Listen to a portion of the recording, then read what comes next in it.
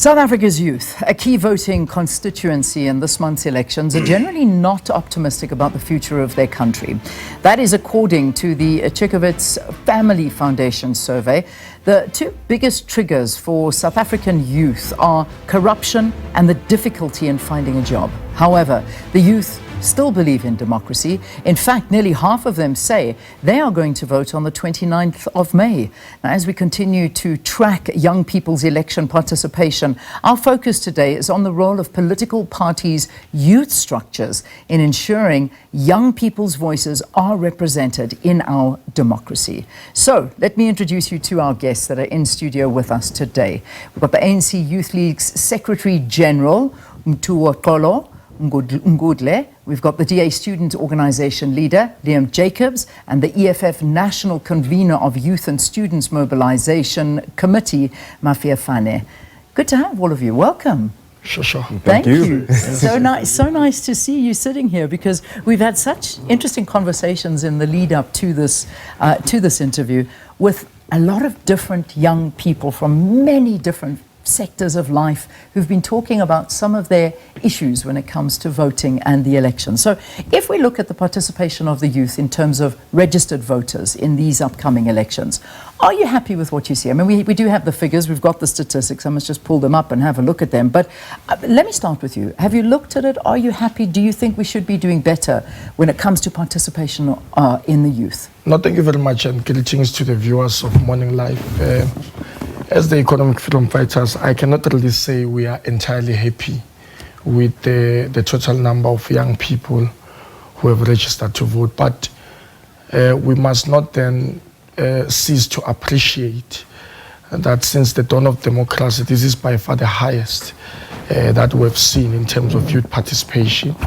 And we really appreciate that from young people who got out of their comfort zone, went to the voting stations as well as the portal of the IEC to ensure that they get themselves registered to vote so that they can participate in these most crucial elections that we have 30 years after the attainment of democracy. So it's satisfactory, to tell the truth. But I think going forward, we will have to encourage young people more and more to really participate, because the apathy is alarming. You know, most of them, they're not encouraged to really go to the polls and make their voice heard. And that's precisely because of the disappointment that they went through, especially when it came to their expectations and their aspirations not being fulfilled. So young people have got their own aspirations, they've got things that they really want to see happening in government. But when those things are not happening, it tends then to discourage them and make them not to want to participate in voting. But otherwise, the numbers are not bad, and we think that in the total number of young people who have registered to vote now, EFF is going to have at least 80% of them supporting the agenda of economic freedom. All right, we'll get into that side of things. At this point. We'll talk about these numbers again. And I'm going to pose the same question to you. I'm going to try and give you each the same amount of time, because we've got a short amount of time. So if we can try and keep our answers to 2 minutes maximum. So here are the numbers in front of me. So of the 18 to 19 age group, of the eligible voters, only 27% are registered to vote. Of the 20 to 29, and I'll stop at that age group because that's kind of where we are looking, 48% are registered to vote. So that gives us a bit of a clearer picture as to the mood amongst the age groups that we've got going here. Again, we hear from the EFF, they're not happy with it. It's kind of satisfactory, but it's not great. We could do better. What do you think? Are you happy with these numbers? So when you look at those numbers, you know, you're looking at the top and you see those percentages that you just heard. But if you go further down and you look at the bottom and you look at the amount of people who are older who are registered, you actually see numbers like 108%, which is kind of surprising to me. And I think that does speak to a form of political apathy among young people, but that doesn't paint the entire picture. Because I do think that there's a lot of young people who are actually saying, let me get involved, let me put my hand up and really enter political office. Let me put my hand up and really actually get involved in the organization of my political party. And that actually paints the broader picture. As for the numbers, as far as the numbers are concerned, you know, you are looking at numbers that don't actually reflect a true democracy, in the sense that, you know, if it was real democracy among young people, you'd actually see more young people getting registered to vote. And I think that political apathy actually stems from the hopelessness that has been created by the ANC government. So all in all, I think that we really have to take a look at this, relook it, and really look at what reinvigorates young people to get involved in politics. I mean, I myself have put up my hand and said that I want to be a candidate for parliament, and lo and behold, I made it to the list as a young person at the age of 23. And at the age of 21, I was in the top organizing body of the Democratic Alliance itself. And I think that is what actually speaks to the future of this country, is actually getting involved and saying that you want a seat at the table, and you go and you get your seat at the table. And more young people need to do that so that we can kick those numbers up. Yeah, and that's important. I'm glad we got the numbers up on the screen, so at least we can give everybody more of a picture as what we're doing here. Okay, so let's get to the ANC's perspective on all of this, because encouraging the youth to get out there and vote is a very big thing. Mntuwoxolo, what do you think? I mean, what is holding the youth back? I know, because I've spoken to them, and so have you, no doubt, but let's get from your perspective. Look, Leanne, there's quite a number of issues that we are considering. I'm seeing we're a youth league of the governing party. We are dealing with these issues that young people are complaining about, you know, which to them create some form of reluctance. And I would not call it apathy per se. But there's one element that I want everyone to understand. I'm saying, if you look into the demographics in terms of the numbers, you know, of the youth between the ages 16 to 24 years, there is no real civic education that has happened to them to understand that this is their civic duty as citizens of the country. To the older generation, that has been through the experience that they've been excluded in participation in any form of electoral processes. So to them, that civic education was an experience they got under apartheid, where they were totally excluded. So to the young generation, we really have to go a mile in teaching them about their civic duty. And it's a process that you are not going to achieve. I'm saying this is a young democracy of 30 years.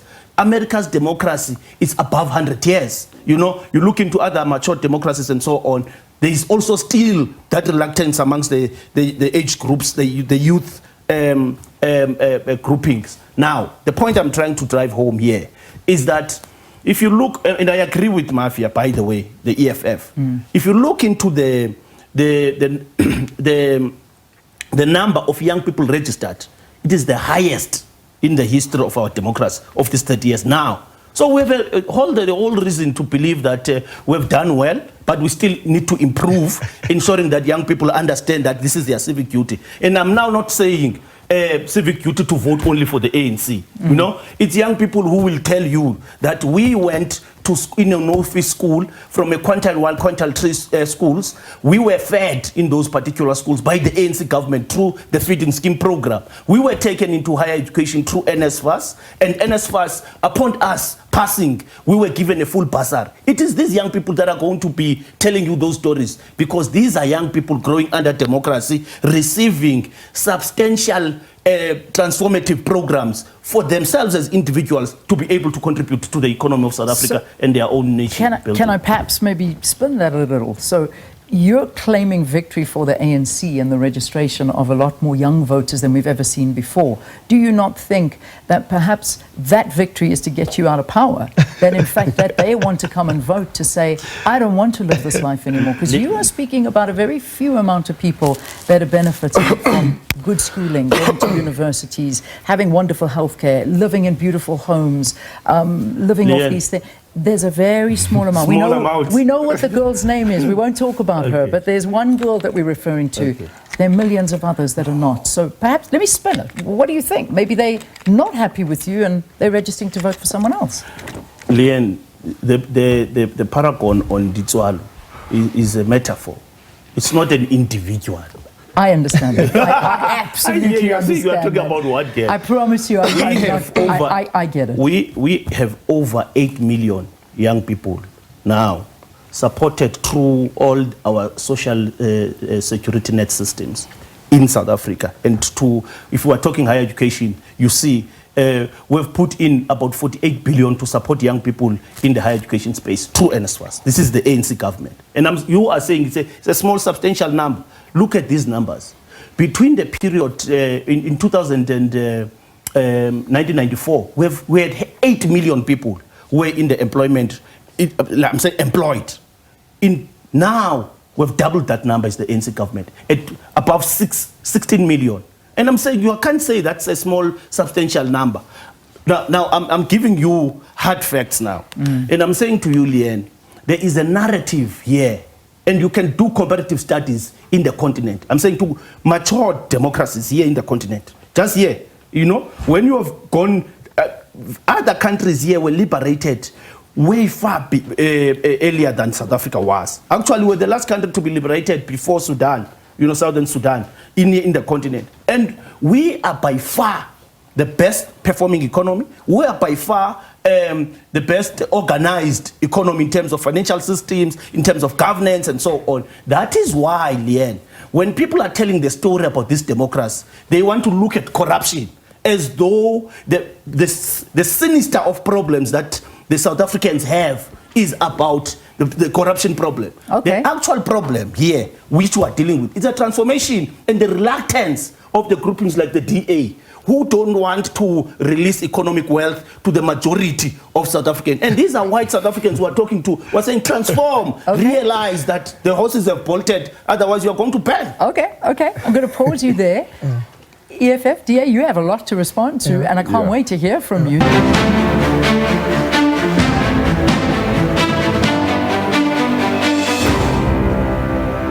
Youth issues under the spotlight here on Morning Live. We have youth party representatives here in studio with us. I'm not going to get too involved in more intros because I really want our guests to have as much time as they possibly can to speak. Mafia, I promised from the EFF that we're going to come straight back to you. So from the ANC's perspective, the youth are registering to vote because they're so happy with what the ANC are doing. They want to keep them in power. That was one thing. And also, just looking at one instance, NSFAS was thrown at us as to a great thing that the government are providing for the youth and what they are doing for them.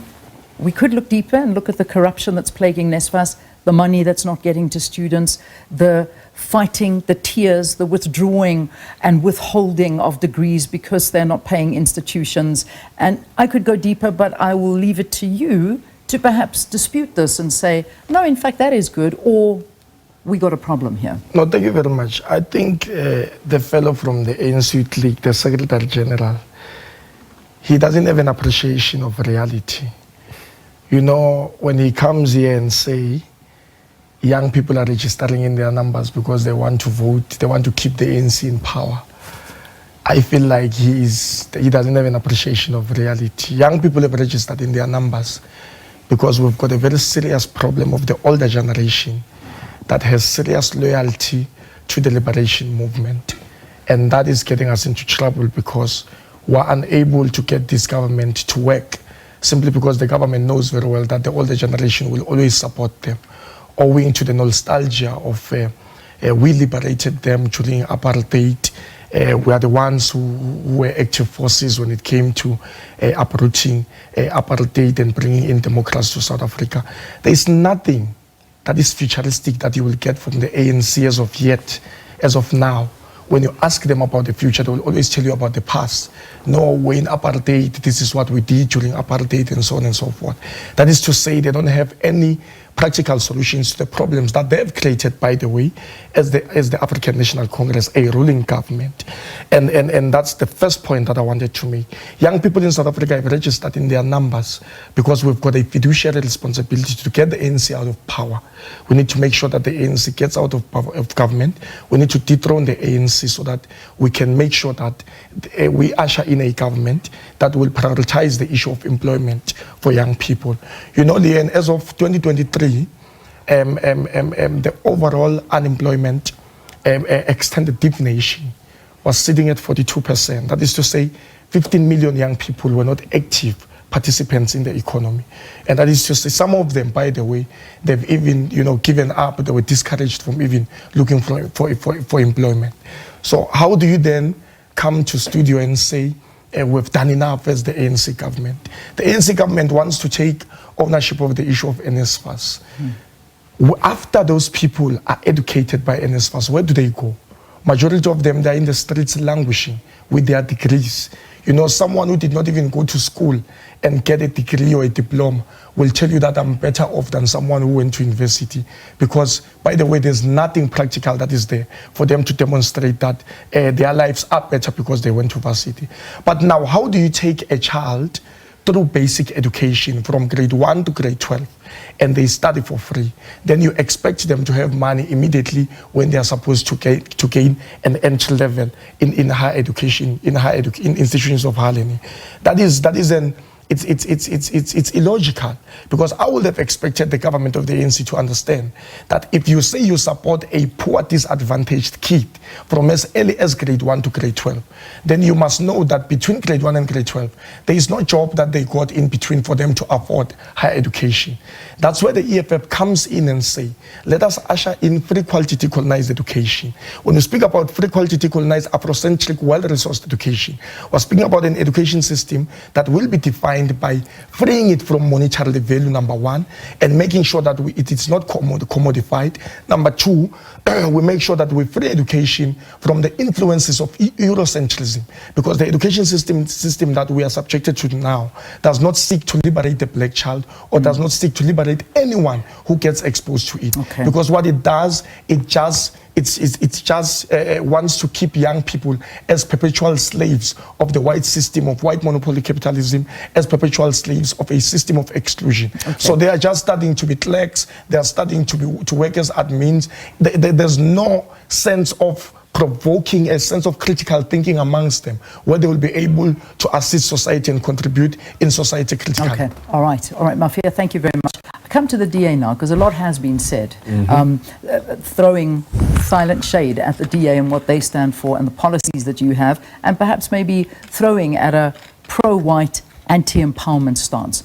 Let's talk from the youth perspective towards those issues. So let me actually dissect this realistically. You know, this isn't even throwing shade, it's throwing rainforests, you know.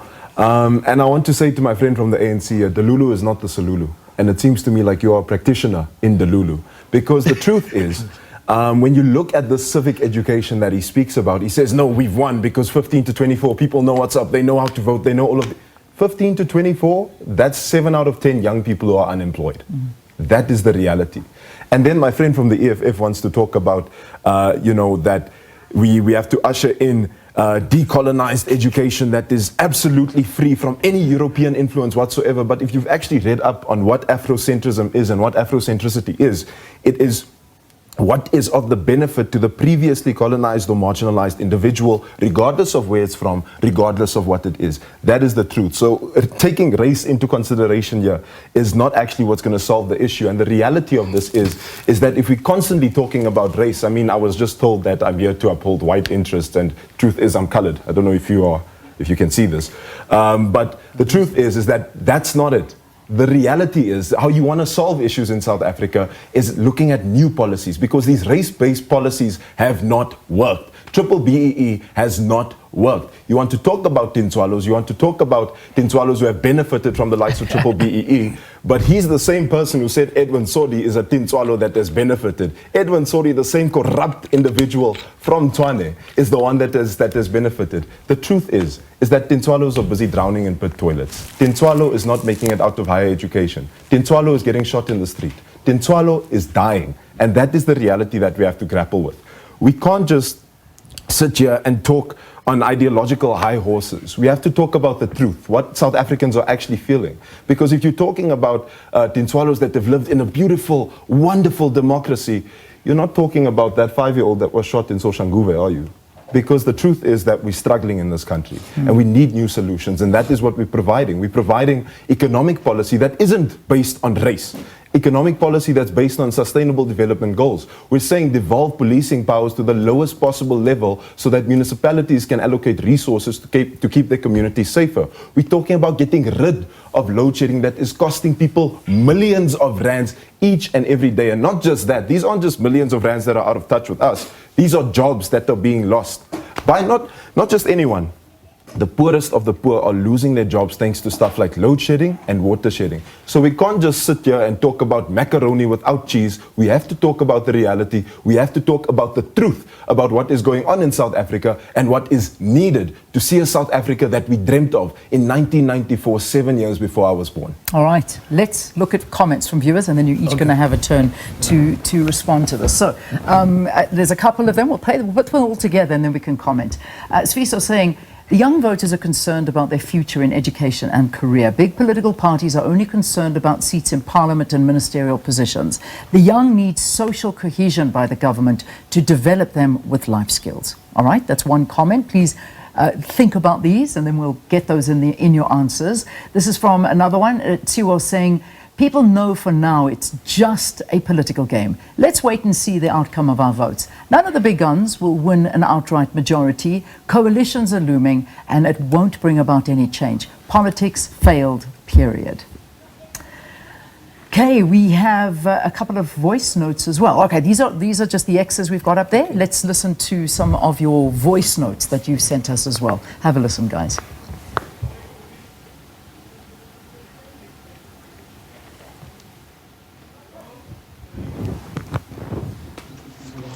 Good morning, Liana. I just want to comment quickly on this issue of is political parties doing enough for young voters. These political parties has failed us in so many ways. They are telling us to go to school, we do. After that, we must pay to get jobs. That's how corrupt they are. So many lives of young women or youngsters in South Africa, it has vanished just like that. If you don't have money to pay to get a job, then you're going to be poor forever. Yes, from Filter de Mako, the Limpopo province, youth are ready to do the voting. And I just believe that the student political parties in different universities are playing a very good role. So yes, young people are encouraged, and I think they are very ready to actually do that voting test. Thank you. All right, there we go. These are normal people that are just watching the program, that are commenting on this. And I must say, during the conversations I had last week, some of the big things that the young people were speaking to were the empty promises of political parties. That you guys are everywhere at the moment. Bless your souls. You come with gifts, food packs, T-shirts, music blaring, running through the streets of the township with flags, embracing everybody. Come 1st of June, you're gone. Nobody can find you. And all of the votes have suddenly disappeared into a void and you ignore them. That's one of them, empty promises. Let's talk to the ANC about that. Leanne, you know the good part about maybe inviting us into this kind of a national discourse is that someone like me who would have participated in the student movement, I know when we are in a debate just for platitudes, ideological issues, and I think I have to invite Mafia in one of our sessions where we discuss ideologies and all of that. And now we're trying to talk practical solutions, right? And resolve, the national issues that we are saying we're confronted with, you see.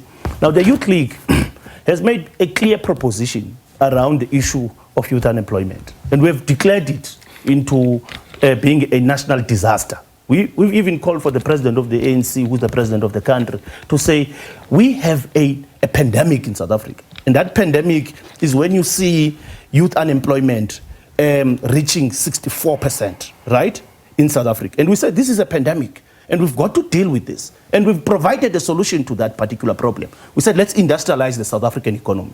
Let's utilize our natural endowments, which is our minerals that we have, value add them, create the much needed jobs here internally in the country, and therefore be able to export, utilize the AfCFTA, agreement that we have, the 1.1 billion population or the market that we have in Africa, in order for us to create the much needed jobs here in Africa. And we must engage our SADC countries here to be able to do the same, so that there's no influx of Zimbabweans or Moors or Zambians into South Africa. We co-create and develop the African integration in terms of the economies of scale in the continent.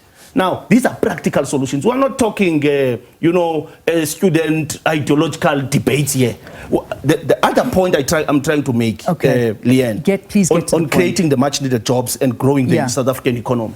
We, as the Youth League, have made a proposition that let's do direct financing. You see, this thing of only waiting for foreign direct investment in order to grow, certain sectors of the economy. So this is not working. It's proven. Are they listening to you, though? Leadership. Do they listen to you? Because these No, they have. Because then again, all you telling listen me to are the president ideas. of the ANC. Listen to the president of the ANC when he takes a platform. Why are they never implemented? Because you guys are good at talking. We'll give you that. You can speak a circle around a square, and we believe you that it's actually a square, not a circle. It's us. But you're not doing anything. Leanne, it's why us. is there such high unemployment? You see, Leanne, success of NSFAS, for example, which is our program, by the way, which is what Mafia was talking about, is that you now have unemployed graduates, right, who come from poor backgrounds, who have went through the social net system and went through NSFAS. They are now graduates. What's the problem now? It's the growth of the economy. The South African economy has stagnated.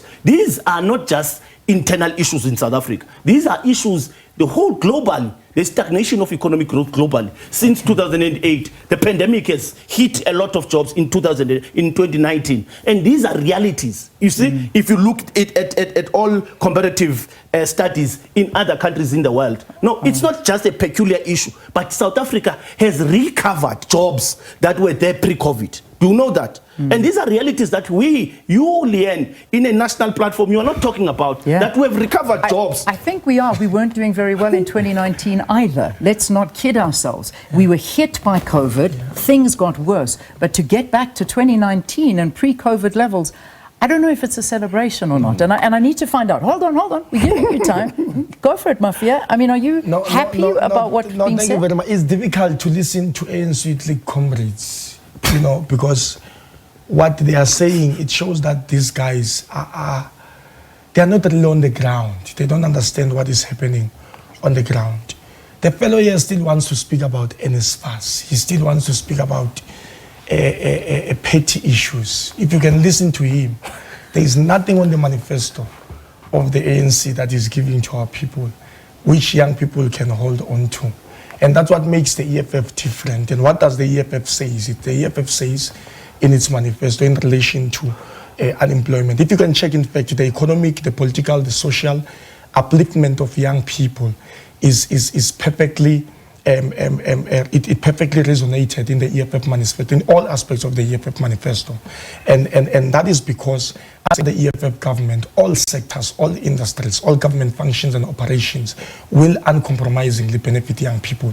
And how do we do that? Number one, the EFF is going to make sure, or the EFF government will make sure that it passes a legislation that will compel all government departments and all public institutions to hire, at least as part of their employment recruitment, at least 40% of young people in South Africa. And that must be done across compulsory. Number two, we must make sure that the budget of the government departments as well as public institutions, at least 50% of their procurement budget is spent on youth-owned companies.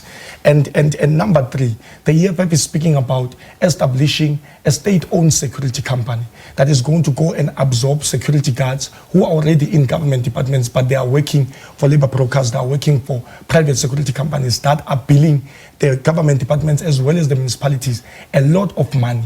But if we can remove the labor brokers, if we can remove these private security guards, we're going to create more and more jobs. We're going to build a state-owned housing company, a state-owned road construction company that is going to deal with the social housing and road infrastructure backlog. And that is going to assist to create more and more jobs. We're going to deal also with creating or with establishing a state-owned cleaning company and a landscaping company, so that we can absorb these cleaners that are already there, by the way, in the government departments, but they are working for private institutions. But the most important thing is to understand that, the plan of the EFF is to use state procurement as a means to drive job creation. Okay. That is to say, government departments, state-owned enterprises they must be compelled that at least 80% of the goods and services that they procure, they must be procured locally. So if we procure these services locally, you are increasing the demand. When you are increasing the demand, that is to say, these small companies that will be supplying these things to these state-owned enterprises and as well as government departments, they must then be able to supply more because the demand is high. By supplying more, that is to say, you must have more young people to come in and assist with the manufacturing. But can I drive this last point? Very quickly. Also, we've got a problem. 10 seconds. We have a problem. It's fine. We have a problem of we do not do any industrialization in South Africa. There's no manufacturing. The textile industry, everything, when we want something, we must go to China and go anywhere else to get it. We want the textile industry. We want the electronics. We want to manufacture the electronics ourselves. We want to procure the automobile industry ourselves here in South Africa. Absolutely. And make sure that, that we create jobs for our people. Calls we've spoken about for a very, very long time. Right, DA, you've been listening on to this. And one thing I also want you to add into it, because it came through one of the comments. So please, whatever you feel you want to respond to, but also we haven't touched on the issue of a very important thing that was said in the voice notes, paying for jobs. Yes. That you study all the time and you've got to pay for jobs, which means you're going to die poor because you can't afford it. So perhaps you want to talk about that allegation that was made, but also other things that have come up now. You know, I've been holding my fingers because I actually wanted to talk about all of the things that were said in the voice notes. But before I say that, I think we need to provide the ANC with a textbook in economics, because what economics says is when the economy grows, more jobs are available in the economy. And we've proven that in the Western Cape. Most of the jobs created within the past 5 years in South Africa were created in the Western Cape.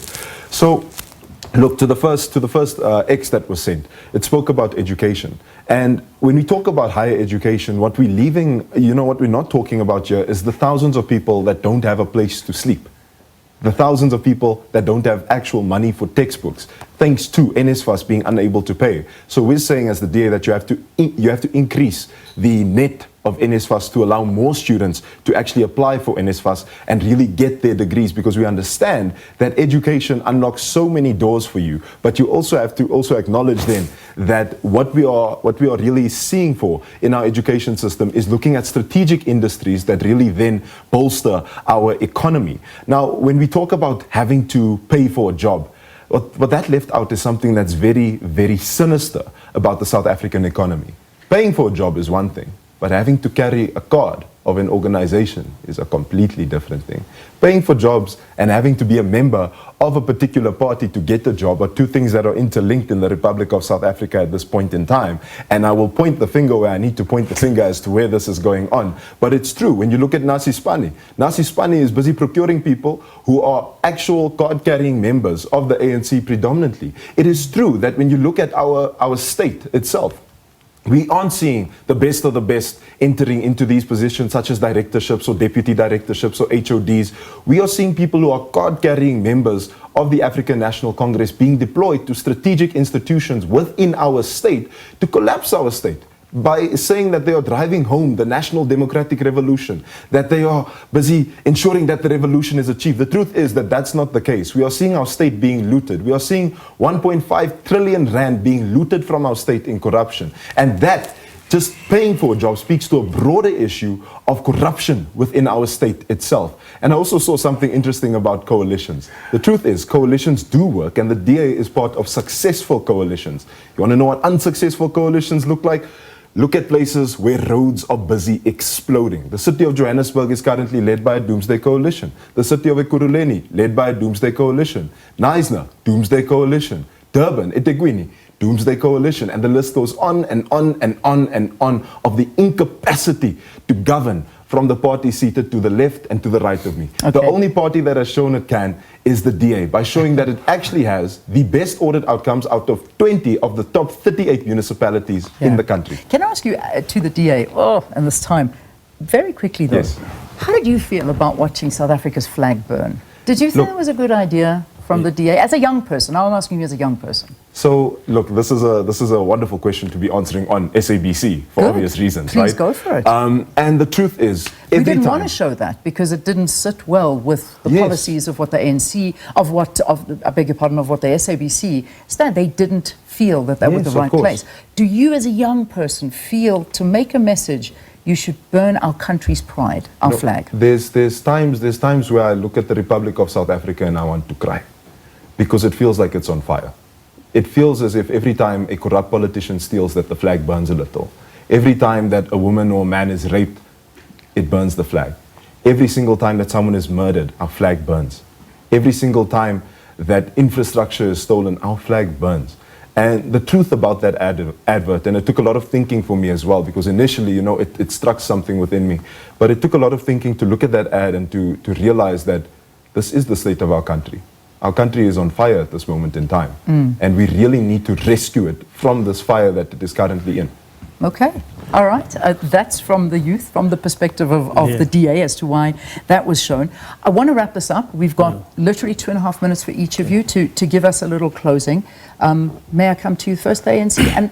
And I want you as well to put in this, please be centered on the youth. Pregnancy, crime, drug abuse, unemployment. These are things I know we've spoken to, but there are many issues that face the youth. And perhaps in your wrap, you can address that for us. Go for it. Okay, Leah, let me start here. I think we have a problem in South Africa. DA leaders are groomed in the newsroom. I think these are people of PR. They are taught how to, you know, say many words and say nothing, you know. Because I'm listening to Liam here, he says nothing, but in so many words. But here is the point we're trying to make here.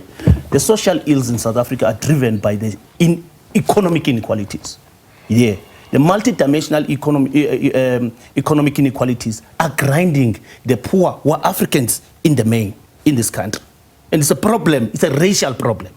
You see, it stems from colonialism and apartheid. It's not a matter that has been washed away by 1994, right? This is a structural economic and social problem of South Africa. So you can't say it's race-based policies. It's policies that are seeking to reform. The race-based policies of apartheid and colonialism, which gave the white South Africans more advantage in terms of the economy, of land, of ownership, control, and management. You see, these are problems we are resolving in South Africa. That is why, Leanne, we are not like the EFF, everything's the state must own the state. We are talking about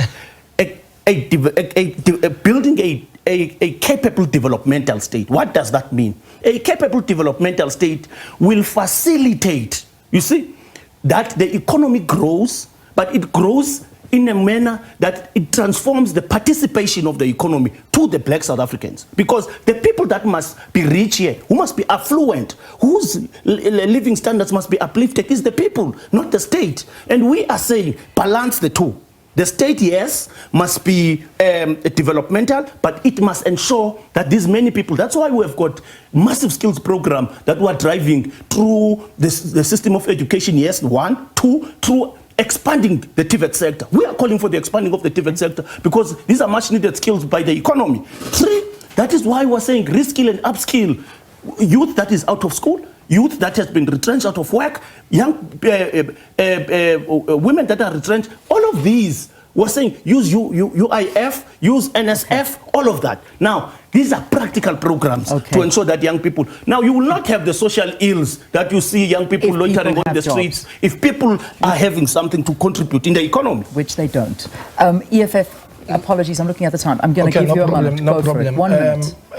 What I would want to say is that the economy of South Africa currently is defined by chronic unemployment, chronic deep inequalities, and also chronic mass poverty. That's what defines the economy of South Africa now. And I just want to encourage all the young people in South Africa that we have this to ourselves. We don't have to give up. Let us go out in our numbers. There's only one solution to this problem. Let's get the ANC out of power.